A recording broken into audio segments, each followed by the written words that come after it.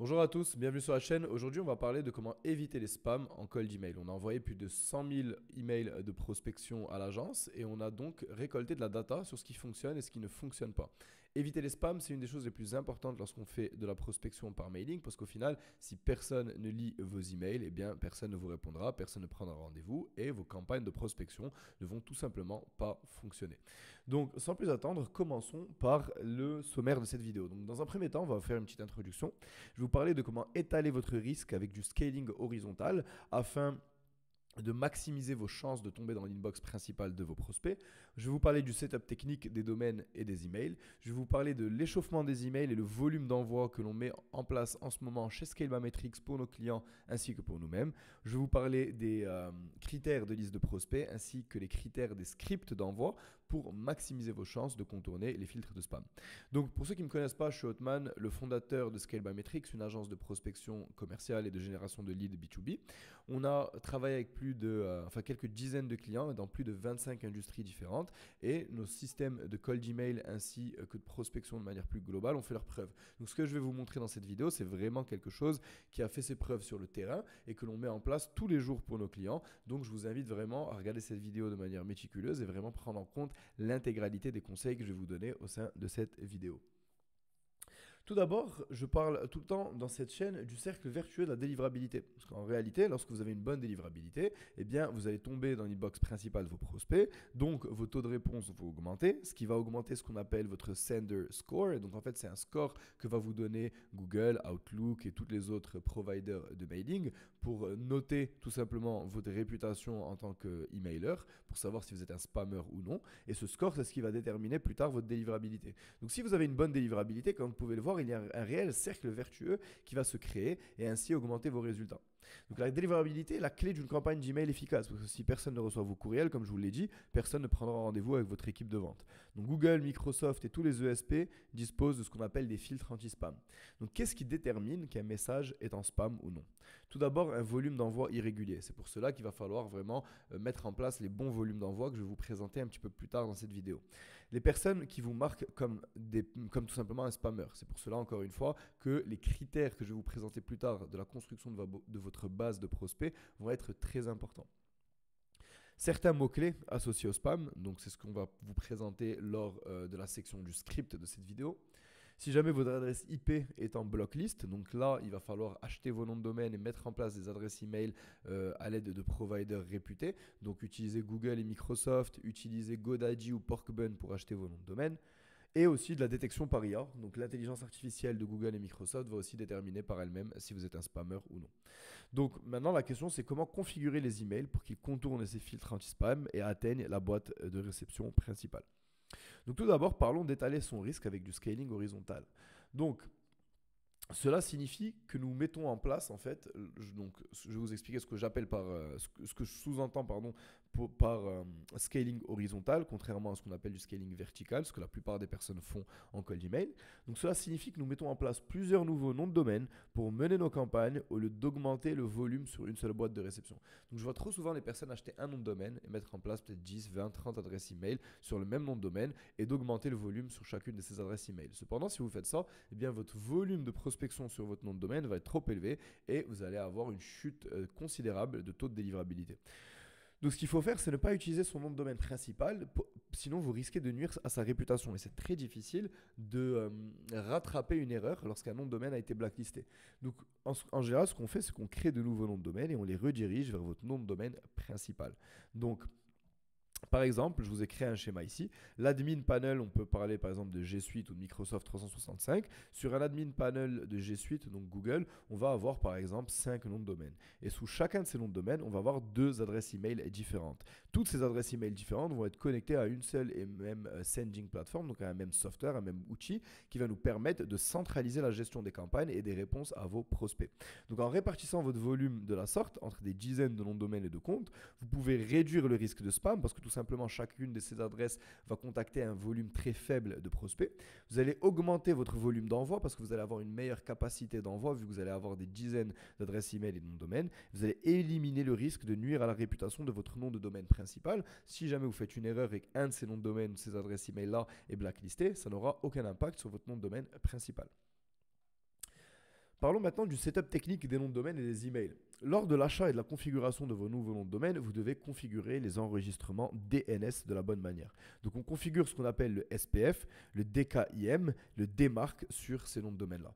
Si je devais en fait créer un tutoriel sur cette vidéo pour vous expliquer comment mener à bien cette mise en place DNS, cette vidéo prendrait au moins 1 heure. Donc ce que je vous invite à faire, c'est tout simplement chercher un tuto sur Google, poser la question comment mettre en place les bons DNS, SPF, DKIM et DMARC pour de la prospection via email. Vous allez trouver des tonnes et des tonnes de tutos excellents. Vous allez juste aller suivre et mettre en place ces enregistrements de la bonne manière. C'est vraiment pas compliqué, c'est pas sorcier et je veux concentrer cette vidéo pour vous donner un maximum de valeur et ne pas vous ennuyer avec ce type de considération.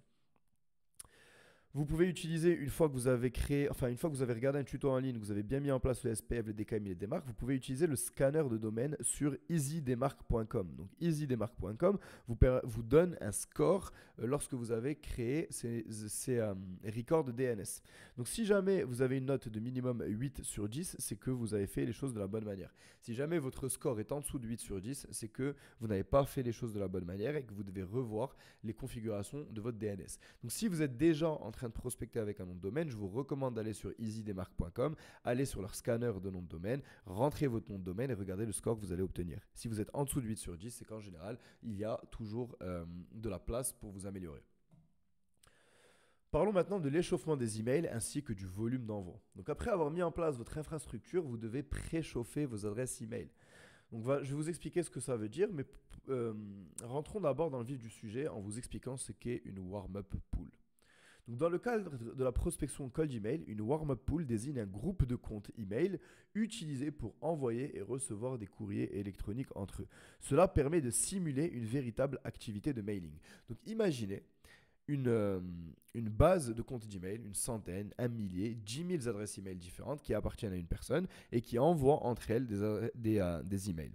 Donc cela permet de créer une activité de mailing entre ces différentes adresses-là. Mais vu que ces adresses-là vous appartiennent, eh bien vous pouvez marquer les emails comme importants. Si un email tombe en spam, vous pouvez le sortir et y répondre pour montrer à Google que cette personne qui vous a envoyé un email n'était pas un spammer. Et c'est ce que l'on va utiliser pour la phase d'échauffement des emails. Donc l'échauffement des emails consiste à augmenter progressivement le nombre de courriels envoyés à partir de nouveaux comptes de messagerie. Ces emails que vous allez les envoyer au sein d'une warm-up pool. Donc bien entendu, vous n'allez pas créer par vous-même une warm-up pool de milliers d'adresses email, ça va être trop compliqué. Donc vous allez utiliser un software qui vous permet tout simplement de vous connecter à leur warm-up pool et de démarrer le préchauffement de vos adresses email. Vous commencez par envoyer quelques emails, puis vous augmentez progressivement le nombre d'envois au fil des jours ou des semaines. Cette étape est cruciale dans la prospection de type mailing. Donc en général, cette phase de préchauffement va durer 2 à 3 semaines. Durant cette phase-là, vous n'allez pas prospecter, mais vous allez préchauffer vos adresses. Lors de cette phase, en général, on crée les scripts, on crée les listes de prospects et on se prépare pour le lancement des campagnes. Après 2 à 3 semaines d'échauffement, vous pouvez commencer les campagnes. Nous ne cessons jamais par contre de chauffer les comptes. Donc une fois que vous lancez les campagnes, vous devez laisser le warm-up en parallèle de vos campagnes. Donc nous suivons généralement une répartition 50-50 entre le volume d'envoi et le volume d'échauffement afin d'assurer une délivrabilité continue de vos emails. La répartition que nous suivons actuellement, c'est 25 emails par jour pour les campagnes de prospection et 20 à 25 emails d'échauffement par jour avec un taux de réponse à 80% sur les emails de préchauffement. Lorsque vous lancez vos campagnes, vous avez besoin de listes de prospects. Donc la qualité de vos listes de prospects aurait un impact non négligeable sur la délivrabilité de vos emails. Parlons du taux de rebond. Donc vous devez maintenir ce qu'on appelle un taux de rebond aussi bas que possible, idéalement inférieur à 2%. Donc c'est quoi le taux de rebond? Le taux de rebond, c'est le pourcentage de courriers électroniques qui n'arrivent pas dans la boîte principale du destinataire et en fait pas dans la boîte principale mais tout simplement dans la boîte de réception de votre destinataire. Donc si vous êtes en spam, vous n'avez pas compté ça dans votre taux de rebond. Le taux de rebond, c'est en général lorsque vous recevez un email disant votre email n'a pas pu être délivré dans la boîte de votre prospect. Cela se produit lorsque l'adresse électronique n'est pas valide, la boîte aux lettres du destinataire est pleine ou lorsqu'il y a des problèmes de serveur. Un taux de rebond élevé signifie que la qualité de vos listes de prospects est mauvaise. En général, ça veut juste dire que la majorité de vos adresses électroniques ne sont pas valides. Ce sont des adresses obsolètes ou bien de fausses adresses email. Donc, il est très important de vérifier votre liste avant de lancer vos campagnes. Si jamais vous êtes au-dessus de 2% sur plusieurs jours ou plusieurs semaines, je vous garantis que vous allez être blacklisté par Google et Microsoft et que vous allez tout simplement plus tomber dans l'inbox principale de vos prospects. Donc nous, ce qu'on fait, c'est qu'on utilise généralement des outils tels que Million Verifier ou App Bouncer pour vérifier la validité des emails. Ce sont des outils qui ne coûtent pas très cher, qui vous permettent d'uploader vos listes de prospects et demander à ces outils de vérifier la validité de ces adresses. Une fois que vous avez uploadé et payé pour la vérification, vous pouvez seulement filtrer les adresses qui ont été validées par ces outils-là pour mener à bien vos campagnes de prospection. La deuxième chose qui est super importante, c'est la pertinence de vos listes. Donc le ciblage de vos listes est extrêmement important. Si vous ciblez des entreprises non pertinentes, vous serez considéré comme spam. Parce que si j'envoie par exemple un email à une entreprise, j'ai pas d'exemple qui me vient en tête, mais par exemple vous proposez de la production vidéo et vous contactez une entreprise qui n'a pas du tout besoin de production vidéo, mais cette entreprise-là risque d'être agacée de vous marquer comme spam. Si au contraire j'ai besoin de production vidéo, vous m'envoyez cet email et même si je ne suis pas intéressé, j'aurai moins tendance à vous marquer comme spam parce que c'est plutôt pertinent par rapport à ce que j'ai à proposer pour mes clients. Vous allez aussi obtenir un faible taux de réponse parce que ce que vous envoyez n'est tout simplement pas pertinent pour votre cible et c'est ce qui va nuire à la délivrabilité de vos emails parce que vous allez montrer à Google et Outlook que vos messages ne sont pas pertinents puisque les personnes ne vous répondent pas. Parlons maintenant des scripts. Donc vous avez une bonne liste de prospects qui est valide. Vous avez créé assez de noms de domaine, assez d'adresses email, vous avez chauffé vos adresses. Maintenant, comment vous allez créer vos scripts afin de contacter vos personnes et d'obtenir les meilleurs résultats possibles? Je vous ai réuni les choses les plus importantes à mes yeux, basées sur nos tests, sur la construction de vos scripts. Donc tout d'abord, il faut que votre texte soit court et concis. Arrêtez d'écrire des pavés, sinon personne ne va lire vos emails. Écrivez des emails de 2 à 3 phrases maximum. Soyez court, précis et droit au but. Ne mentionnez jamais le prix dans vos premiers emails parce que vous allez risquer de tomber, de tomber dans vos, en fait tout simplement en spam, parce que Google et Microsoft risque de flaguer ça comme un email de spam parce que vous avez mentionné vos prix ou vous avez mentionné le mot euro ou dollar ou autre. N'utilisez jamais de liens, jamais d'images et jamais de vidéos dans votre premier email de prospection. Si vous utilisez l'Emlist, eh bien la plupart des templates que l'Emlist vous propose ont des images et des vidéos. C'est une très grosse erreur. La majorité des personnes que je connais qui démarrent utilisent ces templates-là et ça a deux problèmes. Le premier, c'est que vous allez tomber en spam parce que Google et Microsoft ont tendance à penser que c'est du phishing. Si vous envoyez des images et des vidéos, eh bien, vous risquez de ne pas tomber dans l'inbox principal. Mais en plus de ça, même si vous tombez dans l'inbox principal, vos prospects ne sont pas dupes. Ils ont déjà utilisé ce type de logiciel et ils connaissent les templates Lemlist pour la plupart d'entre eux. Et vous allez juste montrer que vous avez automatisé votre prospection, que vous avez payé une licence Lemlist, vous avez copié-collé un template et c'est tout. Et donc, vous aurez moins de chances que ces personnes vous répondent parce que vous aurez tout simplement montré que vous n'avez mis aucun effort lors de vos campagnes de prospection. Utilisez un seul appel à l'action. Parlez d'une seule offre, ne proposez pas 10 000 services différents. Si vous avez plein de services, choisissez un seul et unique service lorsque vous contactez vos prospects. Et pas de mots de spam, donc pas de mots-clés spam. Donc le mot urgent, le mot prix, le mot gratuit, le mot crypto, le mot banque, tous ces mots-clés qui peuvent laisser penser que vous êtes en train d'essayer d'escroquer votre interlocuteur. Eh bien, il n'y a pas vraiment de façon de savoir quelle est cette liste de mots-clés de spam. Il faut juste faire preuve de bon sens et essayer d'en mettre le moins possible. Mais pour moi, le plus important, c'est vraiment d'utiliser beaucoup de ce qu'on appelle la spin tax. Donc la spin tax, dans le contexte du cold email, c'est une technique utilisée pour varier automatiquement le texte. Donc en fait, elle consiste à créer un modèle avec plusieurs options pour certains mots ou phrases. Donc je m'explique. Si vous avez un modèle d'email type, la spin tax va permettre d'ajouter de la variance et pour chaque phrase, par exemple dans votre email, proposer des variations de ces phrases-là. Par exemple, le mot bonjour peut être remplacé par bonsoir, hello, salut. Eh bien, la spin tax peut vous permettre de rentrer toutes ces éventualités-là et laisser votre outil d'envoi choisir de manière complètement aléatoire un des mots ou une des phrases que vous avez proposées. Donc un prospect recevra bonjour, l'autre recevra bonsoir, l'autre recevra salut. Et si vous combinez de la spin tax pour toutes les phrases de votre email, eh bien tous les emails que vous allez envoyer seront quasiment uniques parce qu'il y aura une combinaison presque unique des phrases que vous aurez proposées.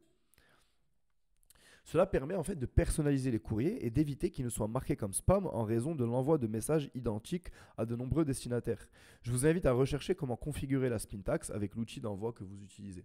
La raison pour laquelle la spin tax est si importante, c'est que si vos scripts sont toujours les mêmes, ils seront très rapidement marqués comme spam par Google et Outlook. Donc en utilisant les principes que je vous ai montrés aujourd'hui dans cette vidéo, on a pu obtenir de tels résultats. Comme Tazik, une agence de marketing pour label de musique avec laquelle on a travaillé, ont pu obtenir 25 rendez-vous qualifiés en un mois avec des CMO et des CEO de labels de musique dans le monde. Dry Desert, une entreprise de production vidéo, ont obtenu 11 rendez-vous en 3 semaines. Ils ont pu signer un deal lors de ces 3 semaines et ils ont plus de leads dans leur pipeline de vente. Zaid, une agence web design, a signé 15 000 $ de deal en une semaine et ont obtenu plus de 6 rendez-vous qualifiés. Nous avons des dizaines d'interviews clients, de témoignages et d'études de cas que vous pouvez retrouver sur notre site Scalebametrics, mais je ne vais pas m'attarder sur cette vidéo à tous vous les présenter. Je vous invite à cliquer sur le lien dans la description si ça vous intéresse. Et si vous avez d'ailleurs la capacité de prendre plus de clients, que vous avez une bonne offre et la compétence nécessaire pour closer des rendez-vous commerciaux si jamais on vous en génère, je vous invite à prendre rendez-vous avec nos équipes en utilisant le lien dans la description. Chez Scalebametrics, mon agence, on vous propose des rendez-vous qualifiés à la performance. Et notre objectif, c'est de vous accompagner tout en préservant votre réputation et votre image de marque, contrairement à la majorité des agences sur le marché qui vont spammer vos prospects, vous générer une dizaine de rendez-vous et complètement nuire à votre réputation. C'est clairement pas notre méthode de prospection. On va vous accompagner main dans la main pour construire une approche qui est vraiment en adéquation avec vos valeurs et votre image de marque. Et si votre offre est bonne et qu'on a déjà de l'expérience dans votre secteur, on peut même vous proposer une garantie de réussite, sinon vous ne payerez pas. Donc vous n'avez vraiment rien à perdre. Je vous invite juste à cliquer sur le lien dans la description, prendre un rendez-vous avec nos équipes et on sera ravis de discuter avec vous et voir si on peut vous apporter des résultats. En tout cas, c'était Othman. Je vous dis à la semaine prochaine. D'ailleurs, vous n'avez pas idée le temps que ça prend de faire ce genre de vidéo. Donc si vous pouvez me laisser un like, un commentaire ou peut-être même un follow sur ma chaîne, ce sera extrêmement encourageant et ça me poussera à continuer à créer des vidéos telles que celle-ci et à fournir de la valeur gratuitement chaque semaine à mon audience. Je vous remercie encore une fois d'avoir regardé cette vidéo. C'était Othman et je vous dis à la semaine prochaine.